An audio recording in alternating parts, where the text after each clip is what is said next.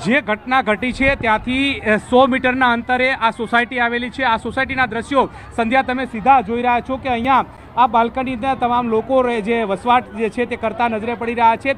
અહીંયાથી 100 મીટરના અંતરે જેવી ઘટના ઘટી હતી, તમામ લોકો જે છે તે જેવો ધડાકો થયો અને તમામ લોકો બહાર નીકળી ગયા હતા। હજુ પણ તેઓ ઘરમાં ના રહે તે પ્રકારની વાત છે, કારણ કે જે પ્રકારે જે ધડાકો થયો હતો અને તેમના મનમાં એવો જે વાત ઉદ્ભવી હતી કે ક્યાંક બ્લાસ્ટ થયો છે તે પ્રકારની વાત થતાની સાથે તમામ લોકો જે છે તે બહાર આવી ચૂક્યા હતા। ત્યારે તમામ લોકો જે છે તે બહાર આવી ચૂક્યા છે। તેમના પરિવારજનો એકબીજાને ફોન ઉપર વાત કરી રહ્યા છે કે તેમને કોઈ ઈજા થઈ નથી, પરંતુ વાત એ છે કે આ વિસ્તારમાં આ સોસાયટીમાં રહેતા બે વ્યક્તિ જે છે કે જ્યાં ઘટના ઘટી છે ત્યાં ચાની કીટલી ચલાવતા હતા અને ત્યાં જે ક્રેશ થયું છે અને પાંખિયું જ્યાં પડ્યું છે ત્યાં જ તેમનું અવસાન થયું હોવાની વાત જે છે તે પ્રાપ્ત થઈ રહી છે। લોકો જે છે તે આકરણ કરતા પણ નજરે પડી રહ્યા છે। તમામ લોકોના મનમાં એક કુતૂહલતા જે છે તે જોવા મળી રહી છે। ક્યાંક સ્થાનિકોના મુખેથી રુદન થતું હોય તે પ્રકારના દ્રશ્યો જે છે તે પણ આ સોસાયટીની આસપાસના જે સ્થિતિમાં જોવા મળ્યા હતા। તમામ લોકો ચિંતિત છે, લોકો દુઃખી હોય તે પ્રકારની વાત છે। આ ઘટના બની ત્યારે તમે ક્યાં હતા? શું વાત? કારણ કે જો પ્લેનનું પાખ્યું અહીંયા પડ્યું હતું તો એ પણ મહત્વની જાણકારી છે। આ વિસ્તાર કયો છે અત્યારમાં? મને અસર થઈ હતી અને જેવું મેં જોયું ને તો આગની લપટો એકદમ જ નીકળી ગયા અને જે આજુબાજુમાં બાઇક સવારો જતા હતા એમને પણ એમની આગમાં જ લપેટમાં આવી ગયેલા। 4-5 જણા ત્યાં ફૂટપાવડી પર બેઠેલા હતા અને એક પ્લેનનો એક ટુકડો ત્યાં 4 રસ્તા પર મને જોવા મળેલો। ચોક્કસથી આ ભાઈ છે કે જેમને ટુકડો જે પડ્યો છે પ્લેનનો તે જોવા મળ્યો હતો તે પ્રકારની વાત જે છે તે કરી રહ્યા છે। ત્યારે તે કોઈ તેમાં ઈજાગ્રસ્ત થયું હતું? શું સ્થિતિ હતી? તમે ત્યાંથી નીકળ્યા અને ફાયરોની ગાડી પણ એક બાદ એક જોવા મળતી હતી? હા, ફાયરોની ગાડી એ બનાવ બન્યા પછી તરત જ જોવા મળેલી હતી અને ત્યાંથી નીકળતા જ 4-5 જણા જે બાઇકમાં સવાર હતા એ લોકો આગની ઝપેટમાં આવી ગયેલા અને એમને જ્યાદી એવી ઇન્જરી થયેલી હતી।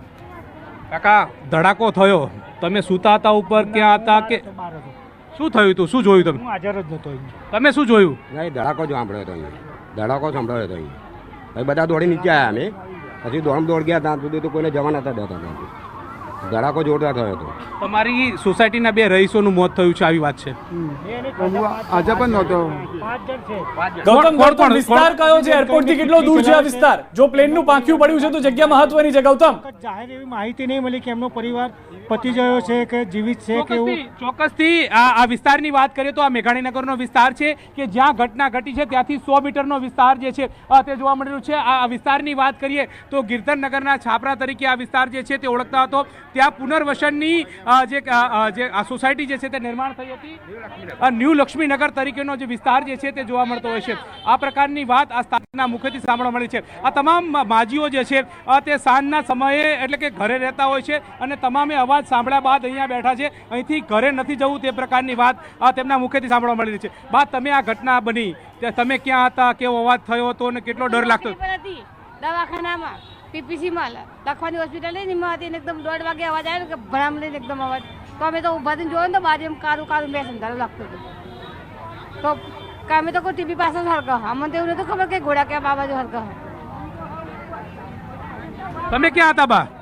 અમે તો ઘરે હતા ભાઈ, પણ આ ધડાકો થયો ને એટલે બધા દોડી નીચે આવ્યા કે કઈ બન્યું કઈ બન્યું। અમુક પહેલો તો 2 ફોન થઈ ગયો કે અમારું હરગ્યું।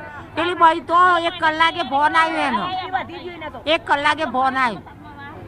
એકદમ ધડાકો એવો થયો ને અને આ એપમાં તો બધી જાડા અંદર આવતી રહી। ચોક્કસથી તો જ્યાંથી ધુમાડો થયો છે એ ધુમાડો પણ આ તમામ રહીશોના ઘર સુધી પહોંચ્યો તો તે પ્રકારની વાત આ તમામ બહેનો અહીંયા બેઠા છે તેમના મુખેથી સાંભળવા મળી છે। તેઓ ડરી ગયા છે, કેટલો ડર લાગ્યો છે કારણ કે અમુક કાટમાળ ત્યાં પડ્યો છે। મારા છોકરા ધુમાડો હરગી ગયો હશે, શું થયું હશે, જે ડર બહુ લાગી ગયો હતો। અમે બી બેભાન થઈ જાય એવું થઈ જઈતું સાહેબ, બહુ ડર। અમે નોકરીમાંથી એકદમ ઘરે નીકળી ગયા। ચોક્કસથી તો ડર હતો, ડરનો માહોલ આ તમામ લોકોના મુખે હતો। તમામનું કહેવું છે કે અમે બિહાઈ ગયા હતા, ડઘાઈ ગયા હતા। જે પ્રકારની ઘટના બની છે તેના કારણે તમામ લોકોમાં પણ અચંબા જે છે તે વ્યક્ત પામી। તમારી સોસાયટીમાં કોને ઈજા થઈ છે? અહીંયાના સોસાયટી વાળા ત્યાં હોટલ ચલાવે એમાં ઈજા થઈ છે, 10-15 જણને છે ત્યાંના, અમારી સમાજના, પટલી સમાજના। એ બહાર બન્યું, અંદર નહીં બન્યું, બહાર બન્યું, અંદર નથી બન્યું। પણ જેવો ત્યાં ધડાકો થયો પબ્લિક ગભરાઈ ગઈ, દોડીને બહાર જ આવી ગયા। કયો ગભરાઈ જાય પબ્લિક, ચોક્કસથી તો સ્થાનિકો ગભરાઈ ગયા છે, ડઘાઈ ગયા છે. તમે ક્યાં હતા, શું જોયું અને કેટલો ડર હતો? હું તો ઘરમાં નથી સાહેબ, ઘરમાં ખબર નહીં આપણને તો. ચોક્કસથી ઘરમાં હતા અને જેવો ધડાકો થયો છે તેવા બહાર નીકળી ચૂક્યા છે. આ આખી સોસાયટી લક્ષ્મીનગર તરીકે પુનર્વસન પામી છે અને તેના વિસ્તારના દ્રશ્યો તમે જોઈ રહ્યા છો. જેવો ધડાકો થયો, ધડાકા બહાર તમામ લોકો અત્યારે હાલ તમે જોઈ રહ્યા છો કે એક પણ વ્યક્તિ ઘરમાં નથી. તમામ લોકો જે છે તે બહાર નીકળી ગયા છે. તે પ્રકારની સ્થિતિ જે છે તે જોવા મળી રહી છે. લોકો અત્યારે પણ હાલ ચર્ચા કરી રહ્યા છે કે શું થયું હતું, કેવો ધડાકો થયો હતો, ક્યાં શું બન્યું હતું. આ પ્રકારની વાત તમામના મુખેથી સાંભળવા મળી છે. આજે પણ અત્યારે પણ ડરનો માહોલ હોય તે પ્રકારની સ્થિતિ છે. ઘરમાં જવું છે, પરંતુ જે પ્રકારનો ધડાકો સાંભળ્યો છે, જે અવાજ સાંભળ્યો છે, અવાજ સાંભળ્યા બાદ ઘરે ન જવું હોય તે પ્રકારની સ્થિતિ જે છે તે તમામ લોકોના મુખેથી સાંભળવા મળી રહી છે. જી સંધ્યા. જી ગૌતમ, આપ અમારી સાથે જોડાયેલા રહેશો. આપની પાસે પરત આવીશું. હાલનો વધુ એક વિડીયો આવ્યો છે દુર્ઘટનાનો કે જે પણ આપ ટીવી સ્ક્રીન ઉપર જોઈ રહ્યા છો.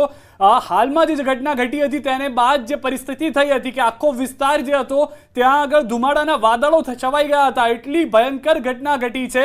વધુ એક જાણકારી એ પણ મળી છે, એક લિસ્ટ આવ્યું છે. લિસ્ટમાં પણ જી, તો સૌથી મોટા અત્યારે સમાચાર આવી રહ્યા છે. 133 લોકોના મોત થયા છે. 242 લોકો તેમાં સવાર હતા ક્રૂ મેમ્બર્સ સાથે, જેમાંથી 133 લોકોના મોત થયા છે. નવીન પાસે અપડેટ મેળવીશું. જી નવીન.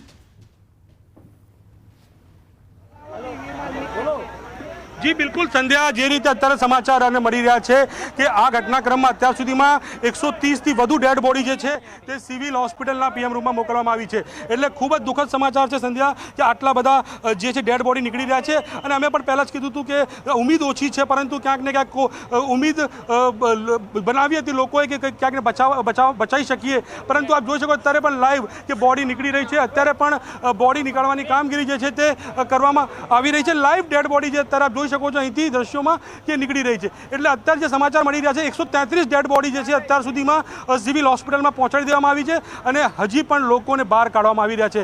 અને જે રીતે ઘટના છે ખૂબ જ દુઃખદ છે અમદાવાદ માટે, કારણ કે આ પ્રકારની જે ઘટના બની છે આપ જોઈ શકો છો કે આર્મીના લોકો પણ છે મદદમાં આવી ગયા છે. RAF છે, એરફોર્સ છે, એવી કોઈ એજન્સી નથી, એવી કોઈ ફોર્સ નથી કે જે લોકો અહીંયા ના આવ્યા હોય. અને કારણ કે અમદાવાદ અત્યારે સંકટના સમયમાં છે. અમદાવાદ ઉપર જે અત્યારે ઘટના બની છે, લોકોના દિલ જે અત્યારે બિલકુલ રડતા હશે, કારણ કે જે રીતે લોકોના મોત થયા છે અને 242 લોકો મેં કીધું અને સાથોસાથ અંદર જે રહેતા હતા એ લોકો બિલકુલ આપ જોઈ શકો છો સંધ્યા કી લોકો પણ જે મદદમાં અહીંયા આવ્યા છે.